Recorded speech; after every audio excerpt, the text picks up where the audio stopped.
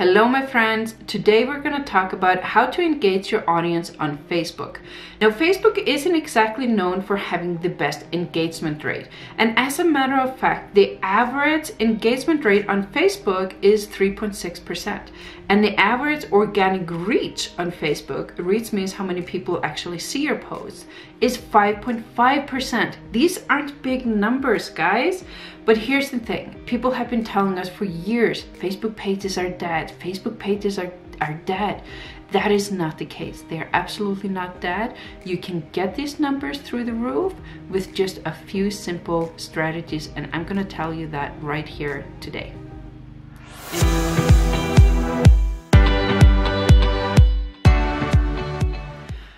Before we move on over to the slides and I give you your tips on how to increase your engagement on Facebook, I want to talk a little bit about the algorithm.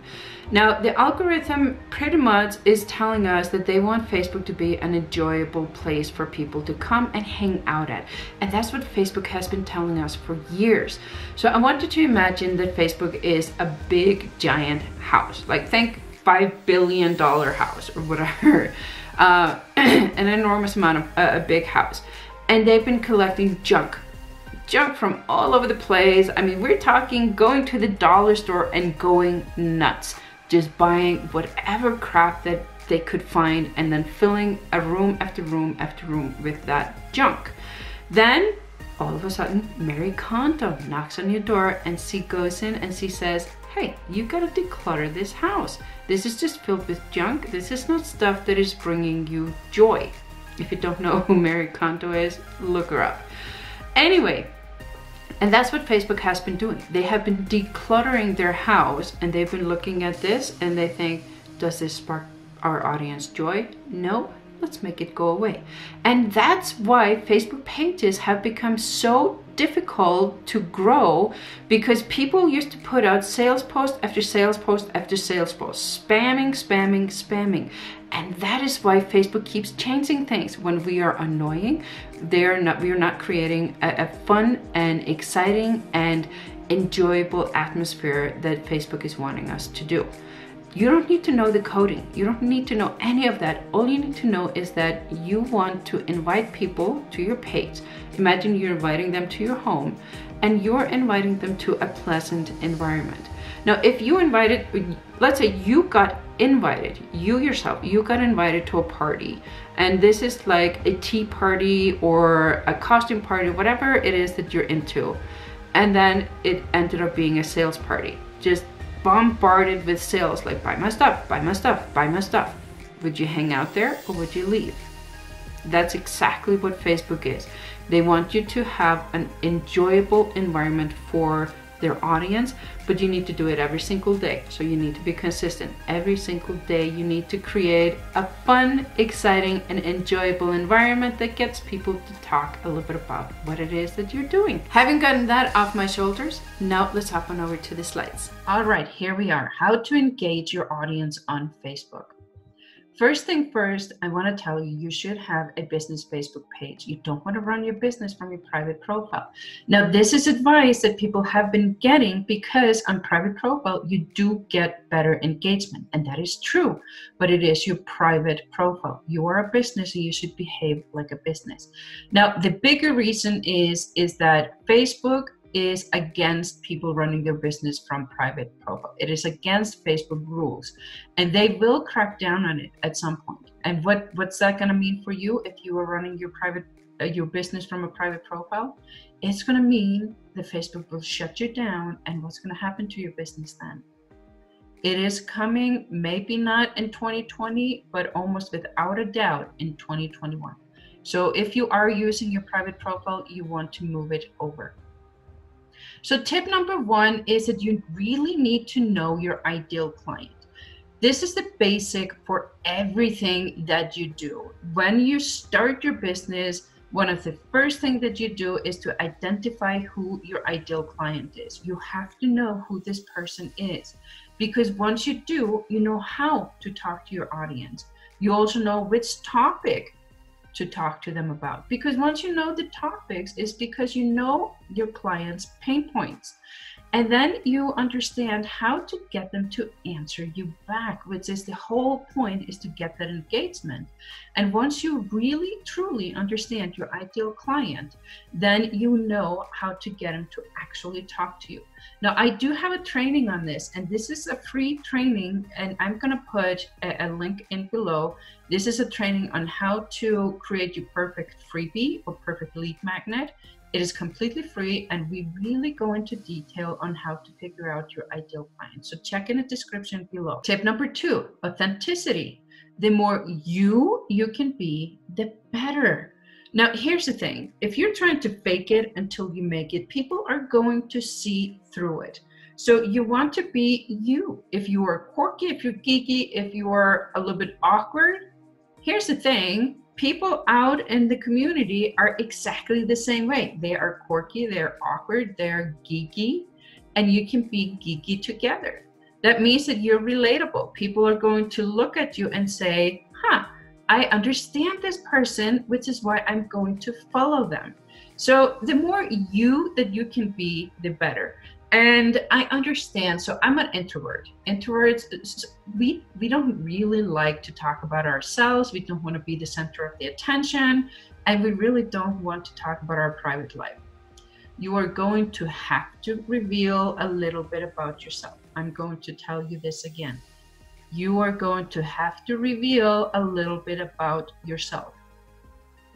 So what you want to do, you want to allow your passions to shine. If you're really passionate about animal welfare, let it shine. If you're passionate about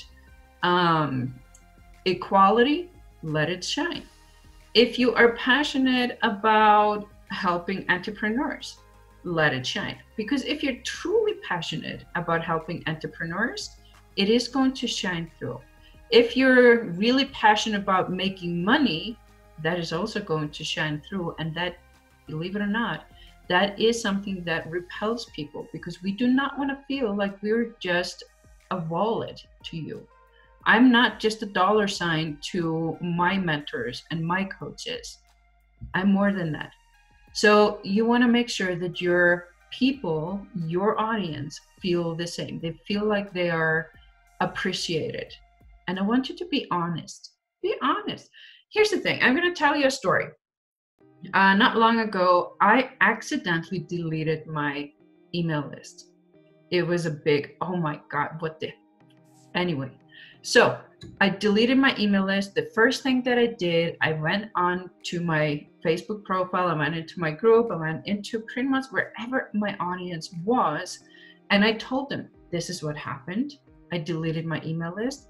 Please, if you want to stay on my email list, please sign up again. And you know what? I got about a third of my list back from people signing up again, and from my messenger bots, because I have been using messenger bots to build my email list. And there's data there. I could go in there, I could download the data onto into an Excel document, and then I could upload that back into my email system. So I want you to be honest. We all make mistakes. You make mistakes, I make mistakes. I don't care how many millions you're making, you make mistakes. Mistakes are to be learned from, not to define us or any of that sort. They're not here to defeat us. They're here for us to learn from. So be honest. If anything happened to you, tell people about it. All that's going to happen is they're going to relate with you. Now, this skill, storytelling, is probably one of the most important skills that you can master. If you master this skill, you are going to be successful.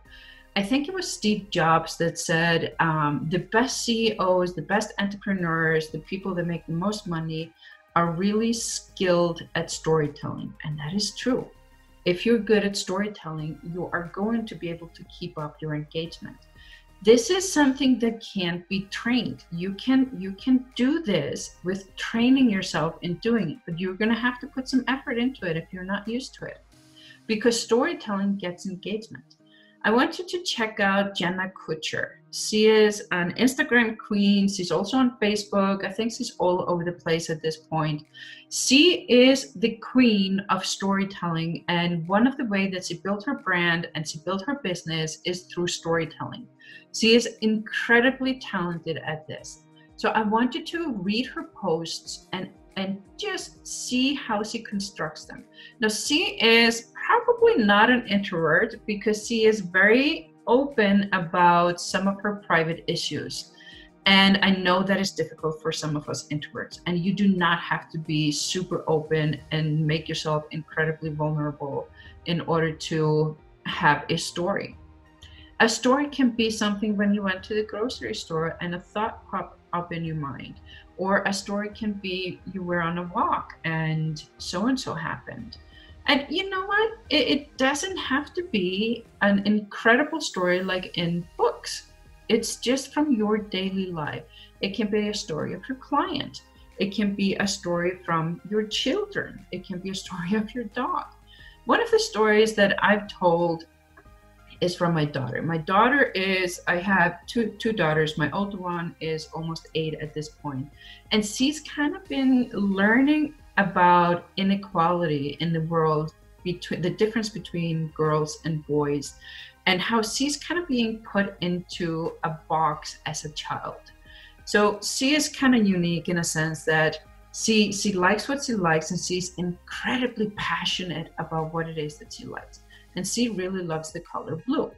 Now, she's loved the color blue pretty much since she was like 3 years old. It hasn't changed in the last 4 or 5 years. She loves the color blue. And she came home one day, she was crying, she was incredibly deflated and disappointed. And that was because a grown-up or an adult has said that blue is a boy color. And that kind of took her back a little bit. She thought, I'm not a boy, but I love the color blue. And in relation to that was, what's wrong with me? And I had to obviously explain to her, as a good mom would do, or a good parent would do, is that a color does not define you by gender, or gender is not being defined by colors, either way. And she calmed down, but in the same time, I could see there was a little bit of a dent in her shield that had happened. And I shared the story on social media, and it got an incredible amount of engagement. It was a little story about how my daughter loves the color blue. Somebody told her that blue is a boy color. And it's injustice. And in this time and day, we shouldn't be putting kids in that type of boxes that girl likes pink, boys like blue. We shouldn't be doing that. So it got a lot of engagement. It doesn't always have to be, your posts don't always have to be about your business. Sometimes posts about your daily life are going to keep up that engagement that you need on your page. Now, obviously, if you're going to have 5 days worth of just your daily life, then your page is not being true to itself. But you mix it with some of your other topics, and it helps keep that engagement up. Because guess why people are on your page? They're there because they like you, they love you, they trust you, and they want to hear about you. So they want to learn about you and your life, and you gotta let them in a little bit.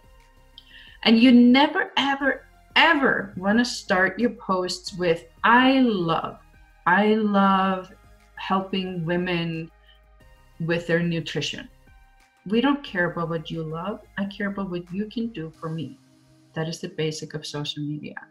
What can you do for me? And that is how we need to reach our audience. We need to reach them in a sense that they feel like they can relate, which is why they're going to answer your post. And then here's another one that I sometimes have to, I kind of call it, I have to smack the school out of my clients. The longer they've gone to school, the bigger, or the harder I have to smack them. The reason for that is that we're kind of used to telling the history of something or the definition of this, and we are very professional when we're writing papers in school, or if we've come from the corporate world, you have to be professional. On social media, you don't. You write the way that you talk. And that's also how you let your character shine through. You want to write the way you talk, but the content has to be where your audience will actually respond to it, and your audience understands, which is why you need to understand your ideal client. Are you starting to see how it all ties together? So don't start with I love, they don't care about you just yet. You're gonna start with a different way of using that sentence. And tip number 4, ask a question. So if you have a good post about something, then ask a question such as, has this ever happened to you? Or what do you think about this? In your experience, what has so-and-so been? Or maybe you can post a poll. A poll is always good. That works both in your Facebook page and in your group. Or simply just ask a question. Do you like tea or do you like coffee? What's your beverage of choice? And actually go ahead and put that in the comments below, because I am a huge tea drinker. I love my tea. I cannot live without it. When I was pregnant, tea, the fact that I was not able to drink as much tea as I wanted, was number 2 of my annoyance of being pregnant, aside from the nausea and, the crappiness of first trimester. So put in the comments below, do you like tea or do you like coffee? And it doesn't have to be, again, business related. You mix all of these up. Sometimes it's fun things, and people will answer those fun things after they've gotten to know you. In my audience, they know I love tea, I love chocolate, I love my dog. I have 2 kids, and I'm very strict on my boundaries.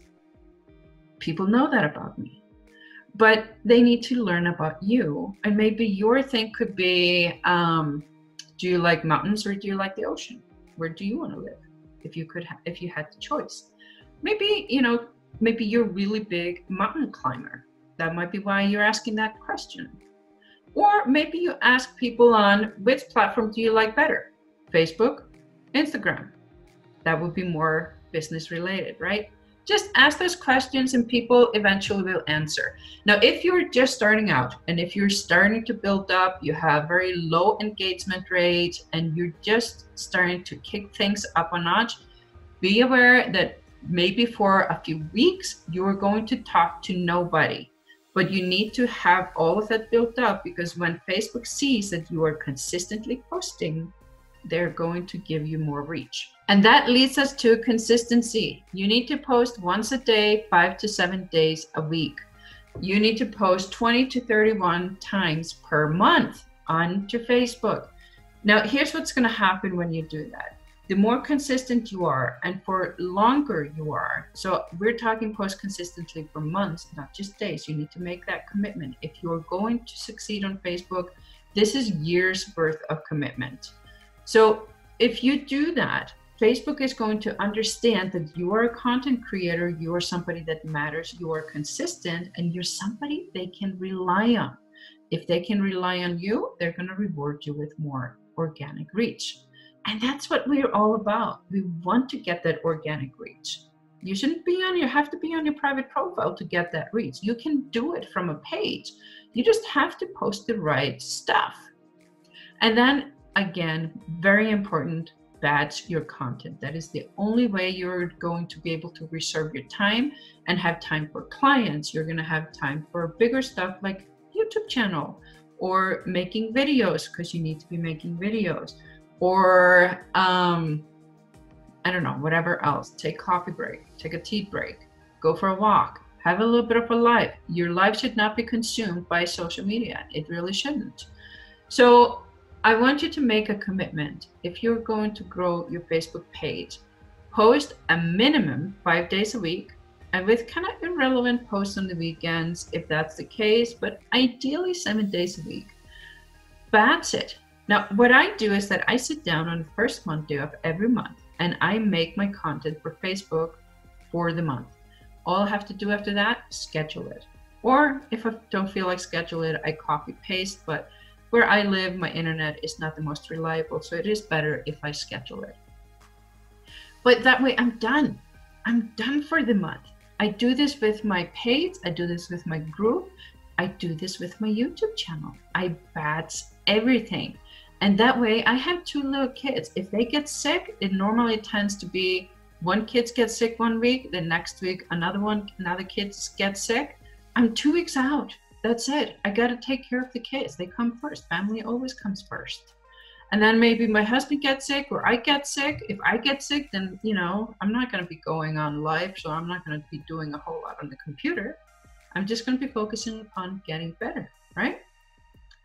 Batching can really save your life. If you go on vacation, you got your stuff ready, you got it scheduled, things are not going to go down while you're on vacation. Batching is a lifesaver. So what I want you to do, make a commitment. You're going to be on Facebook. You're going to be consistent. You're going to post a minimum of 5 days a week. If you haven't been consistent up until now, start with 5 days a week, then expand to 7 days a week.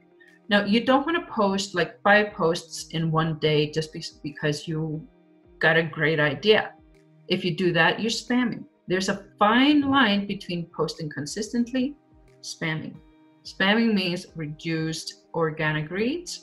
Posting consistently means increase in engagement rate or organic reach, sorry. Anyway, batch your content. Start with batching out 1 week at a time.